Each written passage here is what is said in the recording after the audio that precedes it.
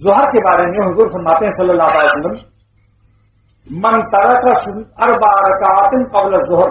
جس نے ظہر سے پہلے 4 سنتیں سستی سے چھوڑ دی، بیماری مستثنا ہے، کوئی بیچارہ بیمار ہے مسافر ہے،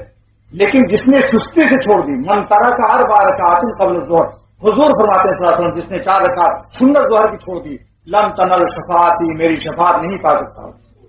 لم تنل شفاعتی فتح القدیر میں ابن حمام نے ہدایہ کی شرح میں، ابھی میں نے ابھی یہ میرے ہاتھ میں یہ کتاب میرے ہاتھ میں، من ترک اربعا قبل الظہر، جس نے ظہر کے قبل کی سنت چھوڑ دی، لم تنلہ شفاعتی، اس کو میری شفاعت نصیب نہیں ہوگی۔ دیکھا، اب اور نیچے آ جائیے، اشراق پڑھ لیجیے سورج نکلنے پر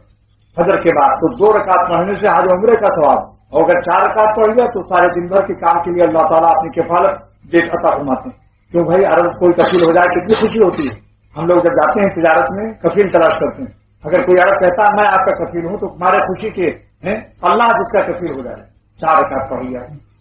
یہ اعمال ہیں۔